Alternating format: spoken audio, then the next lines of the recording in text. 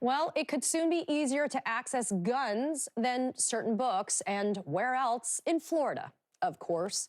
This week, local lawmakers made moves to approve permitless carry in a state with a history of deadly mass shootings.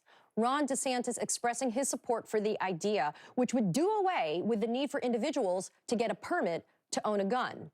It would also eliminate a training requirement and the need for someone to carry a gun license. All they would need is a valid ID while carrying a gun. It's the latest move by DeSantis as he pushes his extreme agenda forward. This week alone, he managed to get the College Board to water down its advanced placement African American Studies course that he accused of being too, quote, woke. He also proposed a spending ban on diversity, equity, and inclusion initiatives at state universities to have them wither on the vine without necessary funding. And new state rules had some Florida teachers emptying their bookshelves or wrapping them in paper to avoid potential felony charges over unapproved and banned books. DeSantis' support for looser gun laws comes just days before the 5-year anniversary of the mass shooting at Marjory Stoneman Douglas High School in Parkland, Florida. A shooting that killed 17 and injured 17 more. Joining me this morning is Florida State Representative Dan Daly, who represents not only Parkland and its community, and he's joining me this morning. Dan, my friend, it's good to have you here. These are really important issues, and I know that you have been a voice and an advocate for common sense gun legislation since you took office. What is your message right now to your Republican colleagues in Tallahassee that are pushing this permitless carry law? Stop. Stop. It's dangerous. Katie, there is no public purpose served by permitless carry.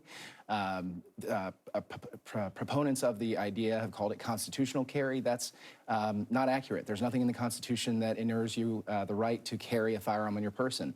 I've actually come to call it political carry because all it does is advance the political agenda of one Governor Ron DeSantis. So, Dan, the thing that stands out to me is putting aside not having the requirement anymore to be able to have a permit or a license to do this, because I saw the statistic and it really shocked me. There's currently 2.5 million Floridians. I'm not talking outside Florida. 2.5 million Floridians have obtained a permit to carry a concealed weapon, so we already have at least 2.5 million Floridians having guns. There's no need for training.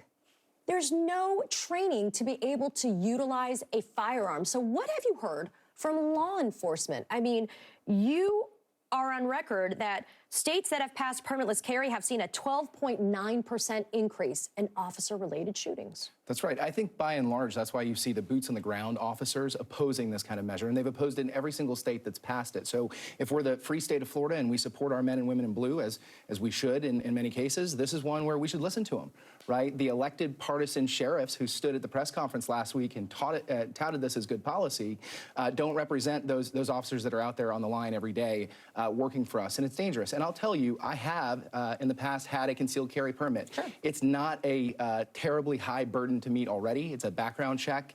It's the ability to show proficiency with a firearm, and it's filling out a form to the government. And it's really not a high burden, and now we're just doing away with all of that. So individuals that may never have a background check will be able to conceal carry in the state of Florida. That's just wild. Dan, I want to shift gears because, as we talked about, Florida has a history of horrific mass shootings. From Parkland, Marjory Stoneman Douglas, we're coming up on the 5-year anniversary. You're an alumnus of that school, 2008. We also have the Pulse nightclub shooting in Orlando. I mean, why has this become a priority for Republican lawmakers in Tallahassee? I want to be very honest with our viewers, as we always are. There is a supermajority in the Florida legislature. And so is it really reality to say, Dan, that is it inevitable that this permitless carry is going to actually go into effect? And why is this so important for Republican lawmakers? Sure. You know, Katie, it's certainly an uphill battle, but it's one that we're going to fight, right? Tooth and nail. They do have a supermajority in Tallahassee. And I think the numbers and the facts and the science are on our side. Science isn't always looked upon favorably in the state of Florida. Not by the DeSantis administration. Right. But I think you have over 72% of Floridians want to see us do more on reasonable gun reform, and this is actually going backwards. As part of the Marjory Stoneman Douglas public safety bill that passed after that shooting, you saw the first time in decades real reform, real reasonable gun reform move forward. This proposal, this permitless carry proposal, is dangerous, and I think takes us back well beyond that to the days of the Wild West, where you can have a gun on your hip and enforce justice any way you see fit.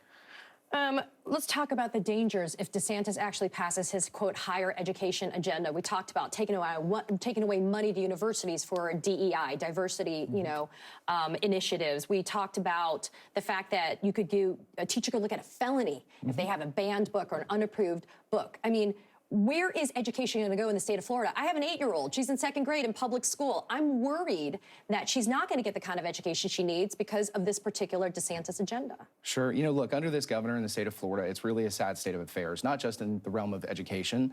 Every opportunity that the governor has to put another feather in his ultra-MAGA conservative hat, he does. And it's not because, by and large, it's good policy or that the Floridians or Americans support these policies.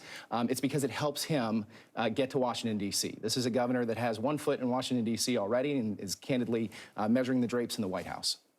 Dan, I'm glad you said that because unfortunately I'm out of time. You'll have to come back, but I'm glad you noted that because if you're a Floridian, you should care that this governor doesn't want you to have progress, but that truly is interested in something that's bigger than Tallahassee. He's got his eyes on the prize, which he thinks is the White House. Please come back soon. Dan Daly, Florida State Representative. It's good to see you here. Thanks, Katie.